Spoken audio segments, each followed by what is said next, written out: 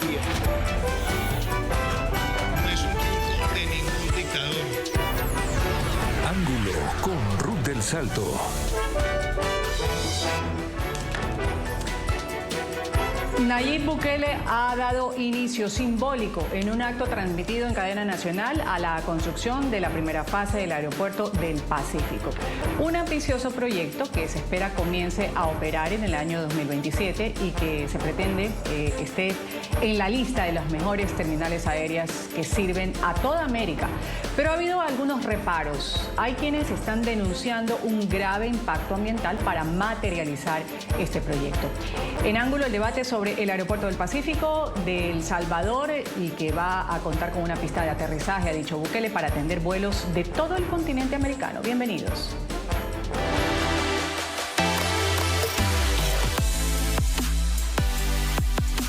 El aeropuerto del Pacífico va a iniciar operaciones el segundo semestre del 2027, o sea, en 2 años y medio. Y tiene suficiente espacio para aerolíneas como Avianca, Volaris y también para aviones de carga, asistencia, aviones militares, ayuda humanitaria, cualquier cosa que se necesite. Ya no hay que hacerlo en Comalapo, en Ilopango y venir hasta acá en un camión. Cualquier problema, ni Dios lo quiera, pase, tenemos aeropuerto aquí para aterrizar cualquier tipo de avión. Primero Dios no lo ocupemos para eso y se ocupe solo para turismo, pero es probable que se necesite alguna vez y vamos a tener aeropuerto.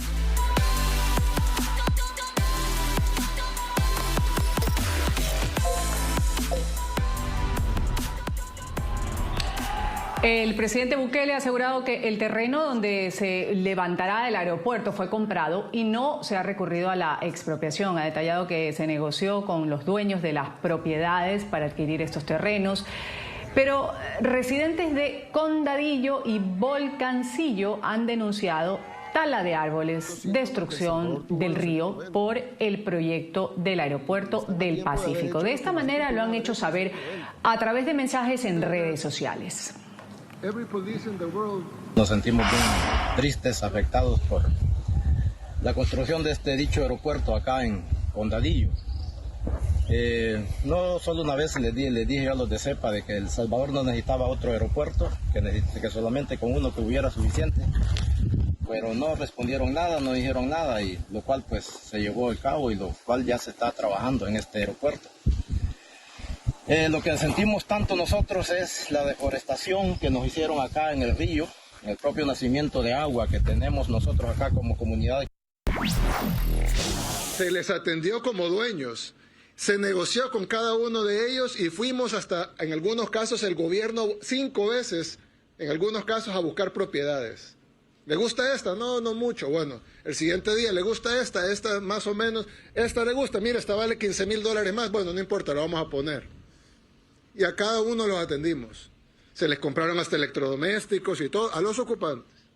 Y a los dueños se les negoció cada terreno a lo que ellos pidieron.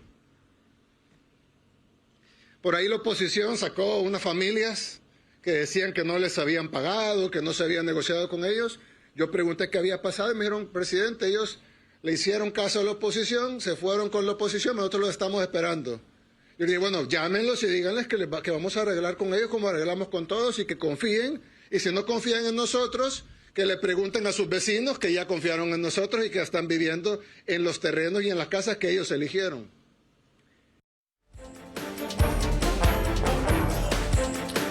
Bueno, ahí están las contraposiciones, contradicciones también que ha habido entre los representantes de estas comunidades y el presidente Bukele con su mega aeropuerto del Pacífico. Enseguida tenemos a los protagonistas que muestran sus lados del debate en este ángulo del día de hoy. En El Salvador le voy a dar la bienvenida a Ángel Flores. Él es coordinador del Sindicato de Trabajadores y Trabajadoras del Campo Indígena. Ángel justamente acompaña a las personas y a los movimientos que se han pronunciado en contra de la construcción por el impacto ambiental y el atropello a los derechos de los habitantes de estas comunidades. Ángel, un gusto tenerlo aquí en el canal de las Américas NTN 24. Muchas gracias por permitirnos participar en este espacio tan importante para poder dar a conocer la otra cara oculta sobre este megaproyecto que ha generado grandes afectaciones en el ámbito social, económico y ambiental. Gracias a usted por estar aquí. Voy a saludar en El Salvador a Misael Rivas. Él es abogado penalista. Gracias, señor Rivas, por estar con nosotros aquí en el canal de las Américas NTN 24. Bienvenido. Muchas gracias, tengan buenos días y buenos días también para el público en general y el colega que está en la otra línea. Gracias. También voy a saludar a Carlos Hoffman. Él es analista político y consultor de gobiernos. Gracias, Carlos, por estar con nosotros. Bienvenido. Muchas gracias, encantado de saludarles. Un fuerte abrazo desde acá. Fuerte abrazo a los tres. Nuevamente, un gusto tenerlos aquí en el panel el día de hoy de Ángulo, hablando de proyectos, de una situación que ha dicho el presidente Bukele, pues va a dar enorme ganancia en lo económico a El Salvador. Sin embargo, hay una denuncia de impacto ambiental que no se debe dejar de lado, que ha sido transmitida a través de redes sociales. Ángel Flores, quien está en este panel, nos ha hecho saber que es importante conocer el lado que ellos están denunciando. Ángel, ¿cuál es el impacto ambiental que a criterio de ustedes se espera en cuanto a tala de árboles que se ha mencionado para la construcción de este aeropuerto del Pacífico? ¿Cuál es el reparo que ustedes están denunciando? El aeropuerto del Pacífico ha sido desarrollado en un área sumamente vulnerable a nivel ambiental, tomando en cuenta que todo el oriente de El Salvador está altamente degradado a través de sus bosques. Y uno de los pocos vestigios de bosques tropical seco y bosques salados era justo en las comunidades de Condadillo y Flor de Mangle, que quedan cerca del corredor biológico de Conchagua. Lamentablemente, la decisión de parte del gobierno de ejecutar aquí el proyecto ha sido el lugar donde peores condiciones puede existir para el mismo, debido a que genera grandes afectaciones, no solamente en el tema ambiental, sino en el tema de la economía local y a nivel social. Concretamente, nosotros estamos ubicados en el corredor seco centroamericano, donde la variabilidad climática pega mucho más fuerte en comparación a otras regiones del país. Es decir, que este territorio se tuvo que haber tratado de manera diferenciada con el resto, inclusive por iniciativas de esta envergadura, que lamentablemente ha degradado y ha afectado los ecosistemas nativos que están dentro de la zona. ¿A qué nos referimos? El área del aeropuerto, estamos hablando que es un promedio de 472 manzanas, primeramente ubicado en un territorio donde hay bastantes vertientes de agua, que son las pocas que existen en la franja costera marina del oriente de El Salvador, y el 40% prácticamente del área donde estaría el aeropuerto se estaría impermeabilizando, afectando la red hídrica de la cuenca hidrográfica Sirama, que abastece a todos los territorios que están ubicados en la zona sur del oriente de El Salvador. Es decir, esto genera un impacto sumamente grave. A la fecha estamos hablando que se han talado más de 100 manzanas de bosque tropical seco, el cual servía de área de contención para el bosque salado del manglar del estero del Tamarindo. Es decir, aquí estamos hablando de bosques nativos que existen normativas nacionales e internacionales que velan por su protección, y así como también el caso de los manglares, que juegan un papel muy importante no solamente para El Salvador, sino para toda la región, y en esta ocasión ha sido ya alterado, ha sido tocado. Estamos hablando que a partir de la construcción del aeropuerto ya se taló árboles de manglar que colindaban con este bosque tropical seco, que ha sido totalmente depredado y desaparecido ya en el territorio. Esta situación va a generar mayores afectaciones, fundamentalmente con el tema hídrico, tomando en cuenta que en El Salvador el 80% de la población ya nos encontramos en estrés hídrico. Y esta región, por ser mucho más árida, lamentablemente las poblaciones de los territorios van a ser gravemente afectadas, además de la pérdida de biodiversidad acelerada por la destrucción de estos nichos ecológicos.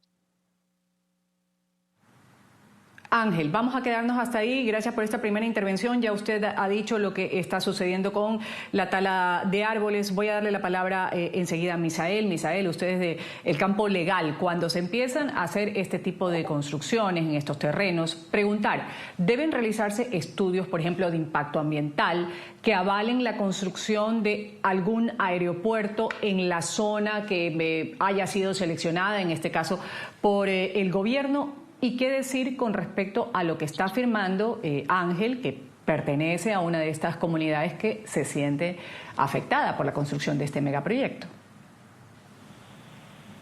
Gracias. En primer lugar, los decretos ejecutivos que se elevan a categoría de legislativo para que sean ley de la República llevan el respaldo de lo que son estudios de impacto medioambiental realizados por el Ministerio de Medio Ambiente de El Salvador.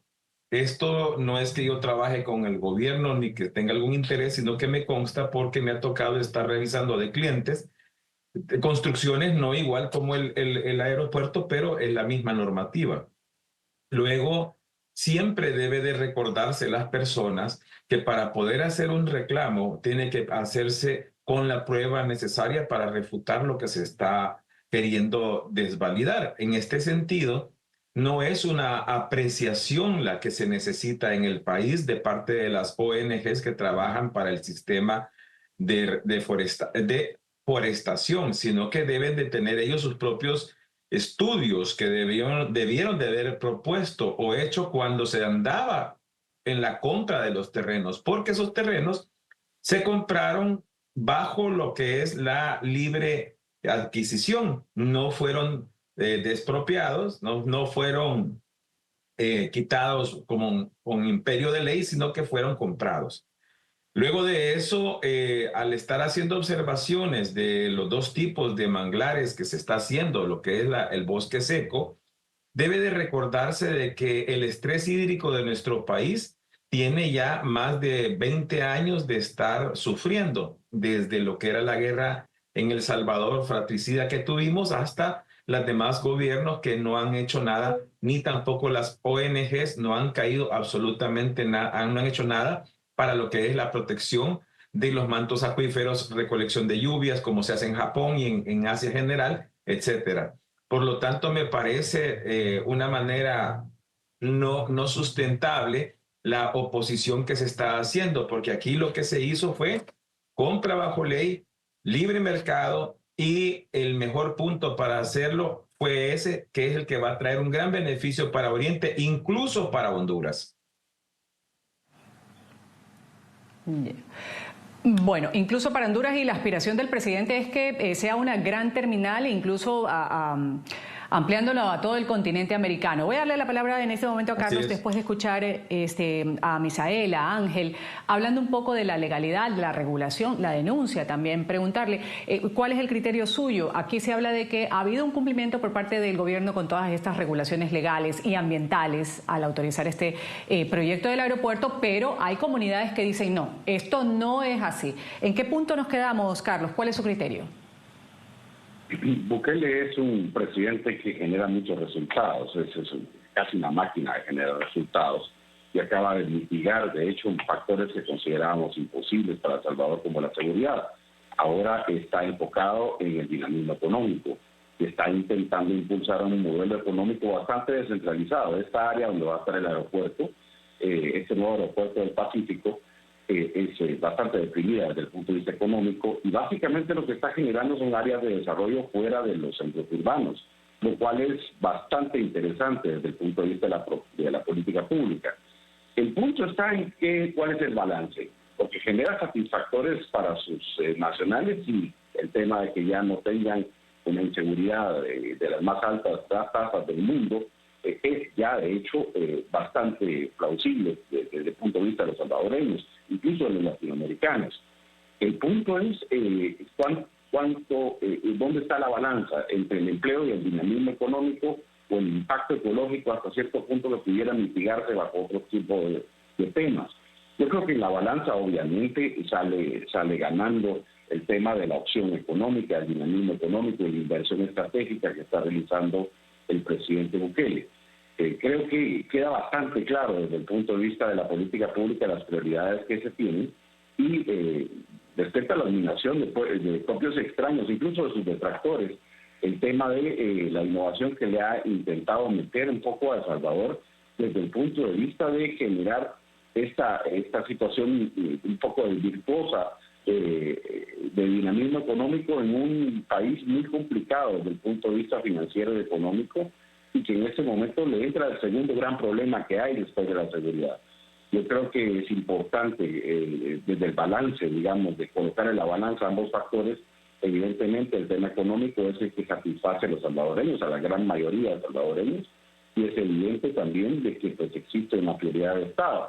Así que considero que el presidente Bukele está haciendo lo correcto desde el punto de vista de la inversión, y si hay algún costo ambiental, etcétera, pues obviamente hay canales dentro del Estado salvadoreño para poder generar todo este volumen de insatisfacción. Pero creo que está lo correcto desde el punto de vista de la política pública. Vamos a hablar inmediatamente con Misael sobre esto que ha citado Carlos en cuanto al empleo, al dinamismo económico. Vamos a darle la oportunidad de responder a la exposición que ha tenido Carlos Misael. Antes voy a mencionar, el Consejo Internacional de Aeropuertos para América Latina y el Caribe ha presentado el ranking de los aeropuertos de nuestra América Latina con más tráfico de pasajeros. Y dice Bukele, a largo plazo va a estar ahí el de El Salvador, este aeropuerto va a ser así de bueno. Por ejemplo, esta lista está citando algunos: el Aeropuerto Internacional de Ciudad de México, el Benito Juárez, el Aeropuerto Internacional El Dorado en Colombia, Aeropuerto Internacional de Sao Paulo, el Guarulhos en Brasil, el Aeropuerto Internacional de Cancún también está.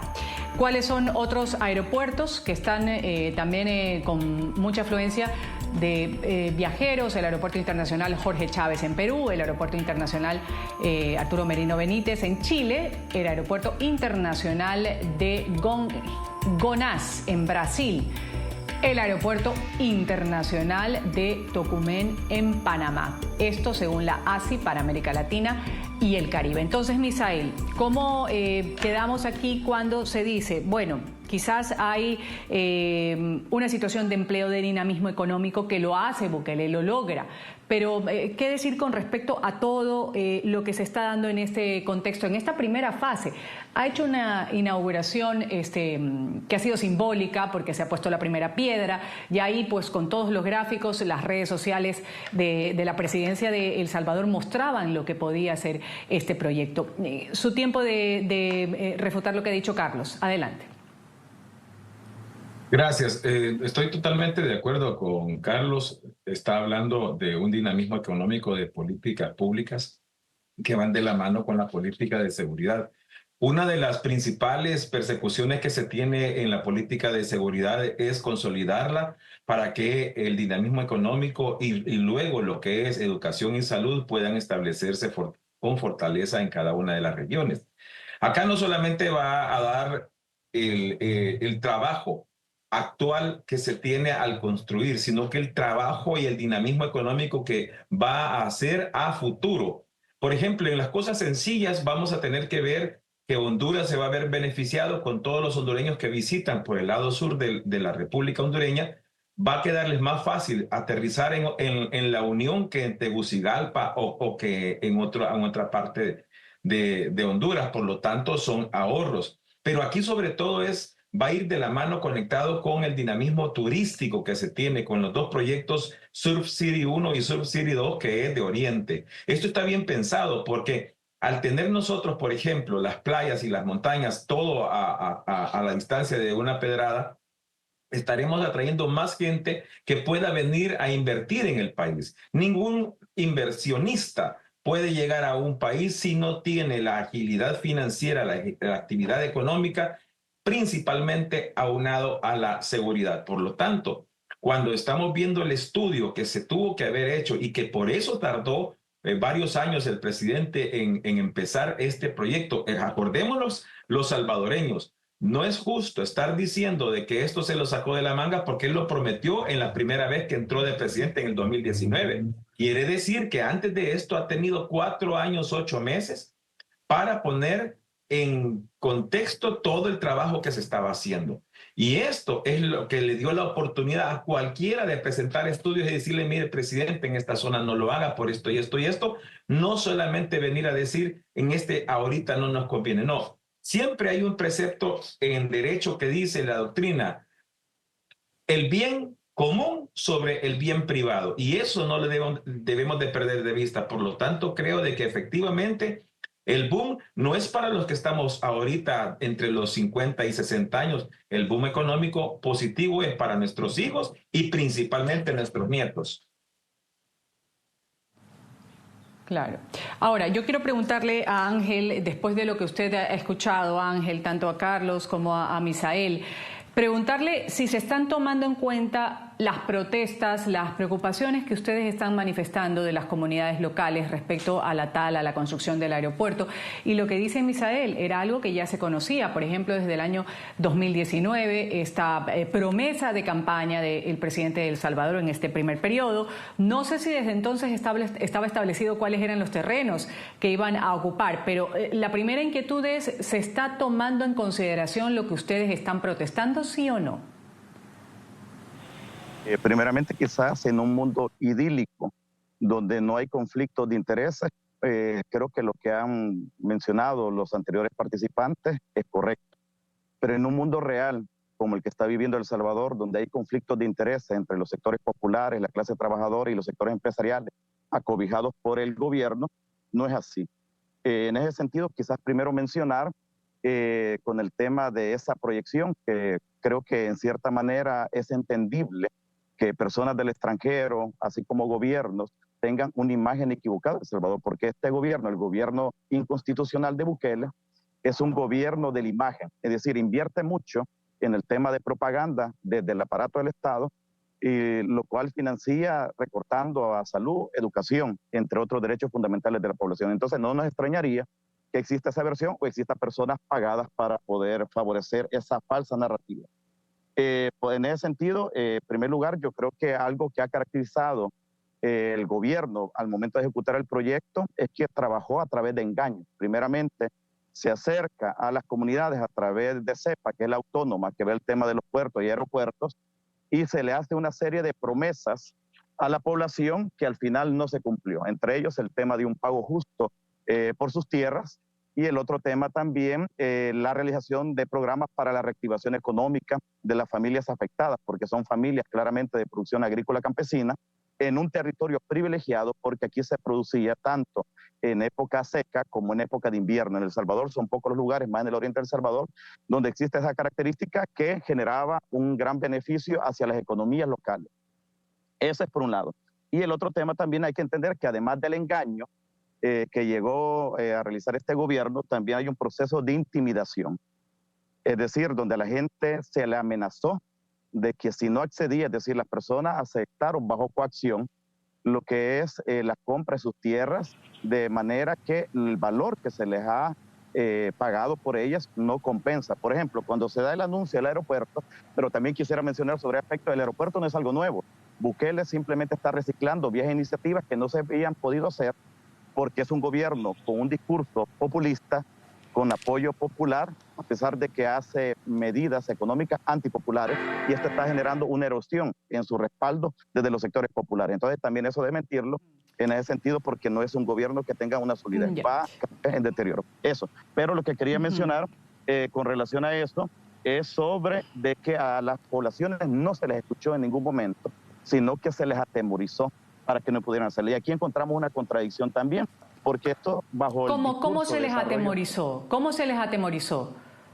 Muy bien. En primer lugar, durante el gobierno de Bukele, el 24 de noviembre del año 2021, se aprueba una ley que permite la expropiación de manera expedita de sus tierras, bajo el supuesto que es de interés público, ¿vale? Esta ley sirvió para atemorizar a los habitantes de las comunidades, planteándoles de que si no accedían, porque la ley así lo permite, si no accedían, ese es un problema estructural que ya lo denunciamos a las Naciones Unidas a través de los mecanismos de procedimiento especiales. En este momento hay una gran cantidad de recursos que se han presentado por violación de derechos. Entonces, esta ley permite de que si una persona no está de acuerdo, se le puede expropiar la tierra sin ningún tipo de compensación. Esta ley es una copia, porque este gobierno tiene la capacidad de idear cosas nuevas, es una copia de una ley de Estados Unidos del año de 1919, una ley que está totalmente desfasada por su violación de derechos. Entonces, esta ley fue utilizada para amenazar a la gente de que si no accedía al pago que decía el gobierno, se les iba a quitar las tierras, se iban a quedar sin dinero y sin tierras. Por ejemplo, cuando se da el anuncio de la construcción del aeropuerto, en este lugar había 3 lugares y este es el peor lugar donde se pudo haber hecho.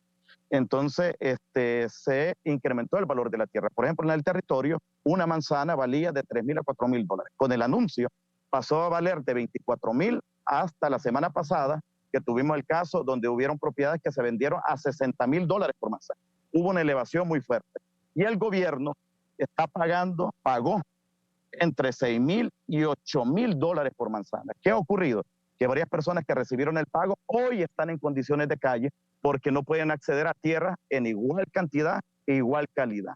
Esto se ha denunciado en medios televisivos, se ha presentado recursos a instancias nacionales y se ha presentado también denuncia a organismos internacionales de las Naciones Unidas vinculados a los trabajadores del campo y vinculados también con los pueblos originarios. Ya, Ángel, vamos a dejarlo hasta ahí. Voy a darle la oportunidad de refutar a Carlos y a Misael luego del corte comercial sobre todo lo que ha expresado aquí Ángel. Debo ir a pagar anunciantes. Antes citar que al ser una realidad el aeropuerto del Pacífico, ya El Salvador va a tener 3 terminales aéreas. Estamos hablando del aeropuerto de Ilopango, que fue el primero en construirse en 1940. En 1980 llegó la inauguración del Aeropuerto Internacional de El Salvador, que se convirtió en la principal terminal, mientras la primera sirve para operaciones militares y vuelos tipo charter. Volvemos enseguida con más del Aeropuerto del Pacífico de Nayib Bukele. Los que están acompañando a sus Ya regresamos con Ángulo por NTN 24, el canal de las Américas.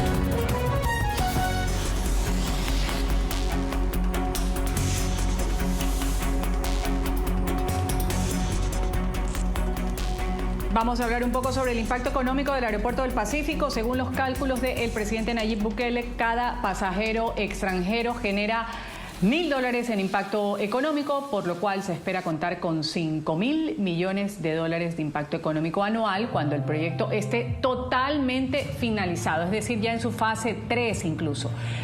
Dice Bukele, esperamos tener 5 millones de pasajeros anualmente, 5 millones cada año. Se estima que en las primeras fases de construcción se generarán más de 10,000 empleos directos e indirectos, eso ha dicho el gobierno.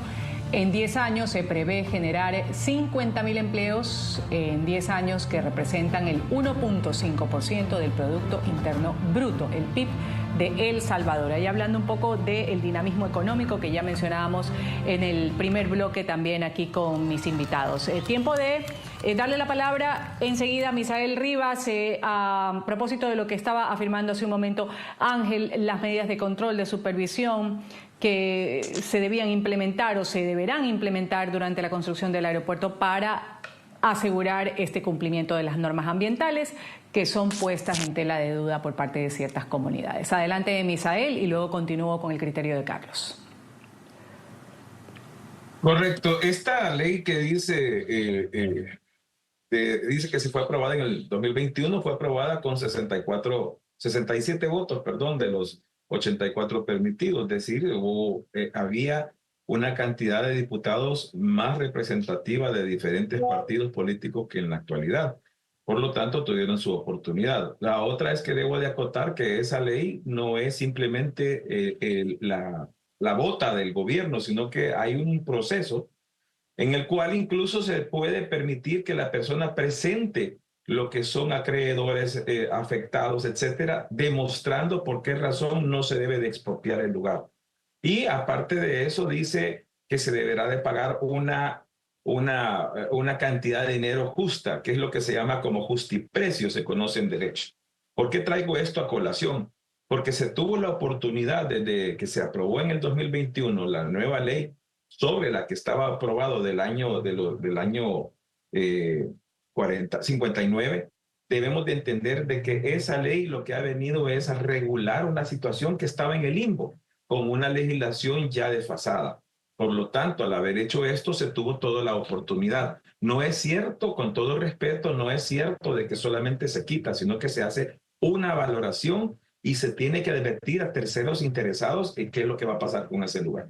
En segundo lugar, debemos de entender que lamentablemente el disparo de las propiedades, que es lo que se tiene que ver como colateral, debemos de entender lo que eso se dio en El Salvador a raíz del boom que está dándose económicamente entre nosotros. Y es cierto, las propiedades que costaban $24,000 hoy valen $70,000, pero son las mismas personas del lugar las que han permitido eso, porque son las mismas las que han disparado los precios para venderle más caro al gobierno y a los extranjeros. Esto no es, con todo respeto, esto no es el problema región, señor presidente Bukele. No, el problema es mucho más grave y mucho más grande del tipo de salvadoreño que se está encargando de la venta de las propiedades. Por ejemplo, en esa zona, yo suelo trabajar en esa zona, vi cómo lotes de $4,800 hoy valen $40,000. Y eso es inconcebible que en el cargo de 3, 4 meses se levantó. ¿Por qué?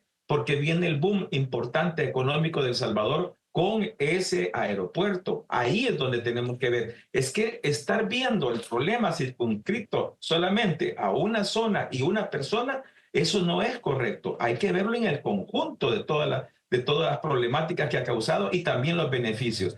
Lo que no se nos dice, por ejemplo, es cuántas familias son afectadas versus las miles de familias que van a llegar a tener un impacto positivo en su economía y en el progreso para nuestros hijos y nuestros nietos. Claro, El Salvador dice que ahí produce, pero ¿qué es lo que produce El Salvador ahí? Nosotros hemos tenido problemas en El Salvador porque El Salvador ya no es autosostenible con su producción. Y si fuera esa parte, esa región tan poderosa en la parte agrícola, ya se hubiesen pronunciado no pequeñas organizaciones, sino que miles de organizaciones porque estaban votando la producción salvadoreña. Y obviamente en otras zonas, como acaba de hacer China, que por ejemplo construyó en algo inhóspito, construyó un superaeropuerto, Japón que le robó tierras al mar para hacer el aeropuerto de Narita, etcétera, se pudo haber hecho otra cosa, pero El Salvador no es productor, no es gran potencia económica, sino que se está tratando de ver a posterior lo que nos va a traer. Nosotros debemos de estar congruentes con la situación, no ver las cosas tan particulares. Yo, lamentablemente, mis compatriotas se han vuelto avaros en el sentido de que como ya hay una situación que se puede aprovechar, subamos los precios. Y nos están afectando incluso a muchos, pero no es culpa del gobierno, no es culpa del Estado salvadoreño, sino que de una pequeña o micro parte del Estado salvadoreño, como lo que son los pobladores que tienen beneficios económicos inmediatos. Acordémonos que este beneficio económico va a ser posterior, más o menos, como dijo el presidente, en el 2027 vamos a empezar a ver el resultado que va a ser grande para El Salvador desde mi punto de vista. Gracias por esta acotación. Antes de escuchar a Carlos, voy a darle la palabra a Ángel si tiene algo que acotar con lo que discrepa seguramente con Misael, muy brevemente para escucharlo también a Carlos Hoffman. Quizás caracterizar la situación democrática en el país, porque eso dependió también por qué no se le escuchó a la población de Condadillo y Flor de Mar. En nuestro país hay un proceso de cooptación de las instituciones del Estado, que eso viene de las legislaturas anteriores, de la administración de la etapa constitucional de Bukele, donde en su momento tuvo mayoría dentro del Parlamento salvadoreño. Ahí, con esa mayoría, fue que votó esta ley de expropiación que facilita los intereses de acumulación de tierra en el país. Eso para dejarlo claro. Y lo otro, que en nuestro país no existe independencia de poderes dentro del Estado. Es decir, nosotros hemos querido acudir a la justicia nacional y se nos ha cerrado la puerta. Hemos ido a la Fiscalía, la Procuraduría de Defensa de Derechos Humanos y no se nos ha escuchado, así como otras instancias correspondientes, como el Ministerio de Medio Ambiente, que en vez de proteger el ecosistema nativo, se prestó para bajar la categoría y permitirle al gobierno el poder depredar ese ecosistema. Entonces, en nuestro país no existe independencia de poder y por ende hay una cooptación, por lo que nosotros mencionamos como sectores de comunidades que existe un régimen cada vez más autoritario que impone lo que quiere. Eso. Y el otro tema también que quisiera recalcar es que no está en dilema que esto va a generar beneficios. Va a generar beneficios, pero la pregunta es ¿para quiénes? ¿Y a costa de quiénes? Porque en nuestro país, y eso es importante también decirlo otro, porque dato mata relato, va. En este caso, en nuestro país la pobreza se ha incrementado. Es decir, claro, hay una bonanza, vemos que hay actividad económica con inversión del aparato del Estado, pero la pregunta es ¿a quién está beneficiando? Entonces la pobreza en nuestro país ha aumentado a un 30% y la pobreza extrema ha llegado a 9.8 de pobreza extrema en el país, es decir, un promedio de 600,000 salvadoreños y salvadoreñas cada día no logran ni completar un tiempo de comida en El Salvador, para que lo entendamos de esa manera. Es decir, no logran tener lo suficiente para alimentarse. Y ahí nos vamos a otro problema también estructural. ¿Por qué no? Y yo creo que en el caso de Misael ha mencionado muchos puntos en los que estamos de acuerdo. Uno, de que el país no es sostenible alimentariamente porque desde décadas, desde la entrada de las políticas neoliberales en El Salvador, con el gobierno de Arena, el FMLN, y este gobierno ha dado continuidad y ha profundizado, hay que entender que todos son culpables en esto. No estamos defendiendo ninguna fracción, defendemos los derechos del pueblo. Y en ese sentido se ha implementado una política de desmontaje de la producción campesina e indígena. Ejemplo, lo que pasa en Condadillo. ¿Cómo es posible que un promedio de más de 300 manzanas que eran productoras de alimentos hoy se desmontaron? Lo cual a su vez ha generado que en nuestro país no se respete el derecho a la soberanía alimentaria y está facilitando la importación de alimentos en este momento. Muy bien. Gracias, Ángel. Voy a terminar con Carlos Hoffman este bloque. Muy brevemente, Carlos, lo escuchamos. El peligro de hacer castillos en el aire es pasarse a vivir a ellos. Hay muchas organizaciones, es casi un calco lo que vemos en los países centroamericanos, organizaciones que tienen un mundo al revés. De hecho, acusaban mucho de tener un mundo idílico el panelista aquí, pero en realidad el mundo al revés es exactamente el punto. O sea, hay organizaciones que si no tienen un conflicto se lo inventan hasta cierto punto. No es el caso posiblemente de que estamos hablando, pero sí existe este tipo de situaciones en donde hay narrativas que van abiertamente en contra, pero absolutamente absurdas y fuera de contexto cuando se tienen resultados. Es un golpeteo constante de un discurso que cada vez tiene menos sentido para los salvadoreños y que en ese sentido, y para los centroamericanos, incluso que nos vemos en ese espejo, yo creo que es importante que como hay que trasladar al público que si bien es cierto esas voces existen, no tienen muchísimo sentido en los mercados centroamericanos y lejos de eso cada vez están volviéndose más extinguibles en gobiernos que tienen resultados como tales. Así que el punto del mundo al revés tampoco funciona. Creo que lo que estamos viendo y lo que estoy escuchando mucho es viéndome en el espejo de muchas organizaciones que las hay en toda Centroamérica, pero que no necesariamente entronizan con la realidad. Lo que hay en este momento es una necesidad grande de un dinamismo económico, de reformas importantes, y eso es exactamente a lo que nos enfrentamos. Y creo que el presidente Bukele tiene éxito en eso. Vamos a irnos, Carlos, a un corte comercial breve. Esto es Ángulo. Enseguida volvemos con ya las conclusiones. Para cada uno de mis panelistas, un minuto le voy a dar de conclusión. Volvemos luego del corte. Ya regresamos con Ángulo por NTN 24, el canal de las Américas. Fase 1. Se espera contar con 300.000 pasajeros por año, así como 2.000 vuelos anuales. La pista aérea tendrá una extensión de 2.400 metros de largo y 2 puertas de aterrizaje. Fase 2. Se contará con otra terminal y se alargarán 600 metros más su extensión para un total de 3.000 metros. De esa forma, la terminal de la primera fase quedará para vuelos privados y la segunda para vuelos comerciales. Se calculan 8.000 vuelos anuales y se estima que en esta fase se contará con 1 millón de pasajeros al año. Fase 3. Se dotará de 8 puertas de aterrizaje más. Se tienen contempladas 18 puertas de embarque y el movimiento de 5 millones de pasajeros al año. En esta fase se podrá cumplir con altos estándares de calidad para recibir aviones grandes como por ejemplo Airbus A320, Boeing 747, entre otros.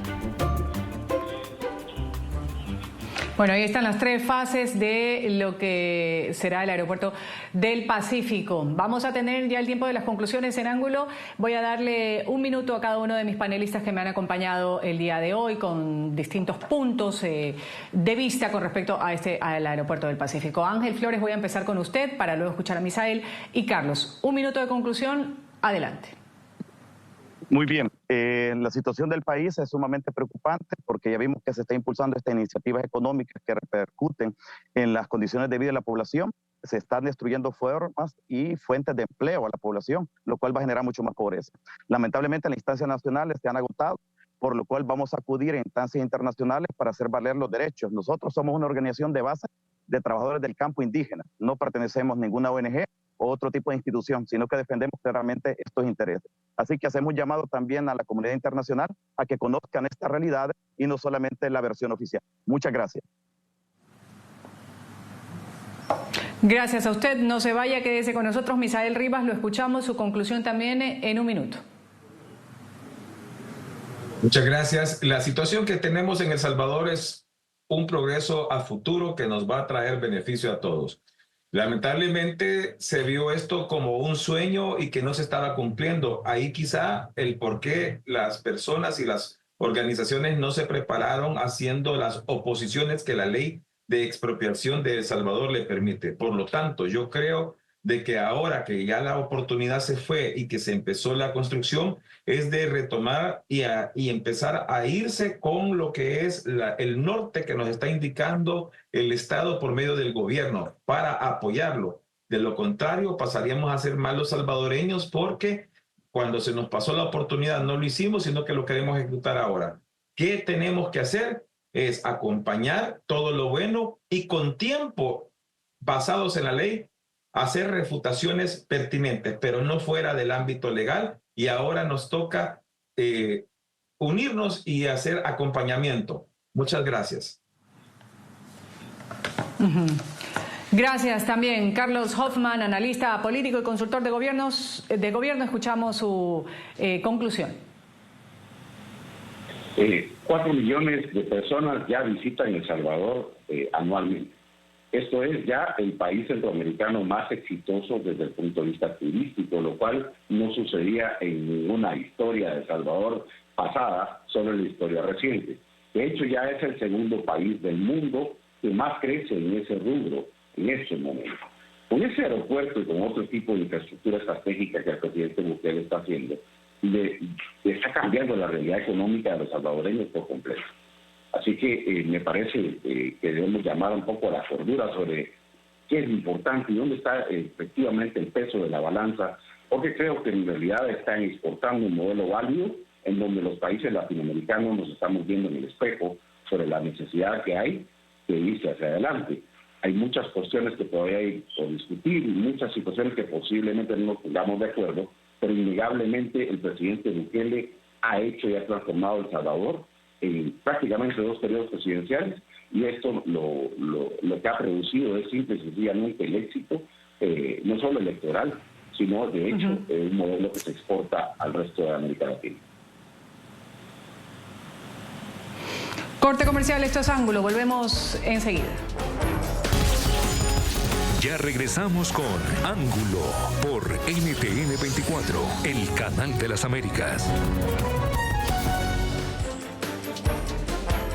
En Ángulo hemos abierto el debate sobre el Aeropuerto del Pacífico, una de las promesas de campaña presidencial de Nayib Bukele en el 2019. El gobierno ha mencionado que este proyecto va a beneficiar económicamente a más de 1 millón de salvadoreños de la zona oriental. Sin embargo, también cientos de familias dicen ser afectadas con el desalojo de sus tierras y la destrucción del medio ambiente. Aquí hemos escuchado posiciones contrapuestas. Voy a agradecer a quienes han participado el día de hoy en Ángulo. Ángel Flores, coordinador de Milpa El Salvador.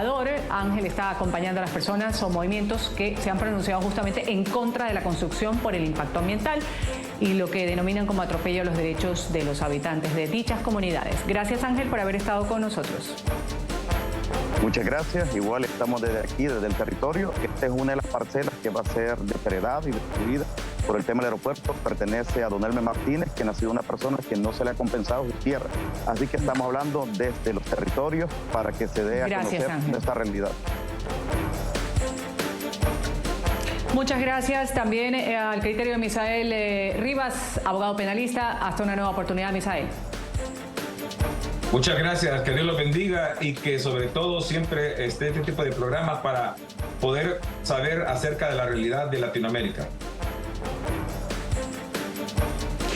Gracias también a Carlos Hoffman por participar, analista político. Carlos, hasta una nueva oportunidad.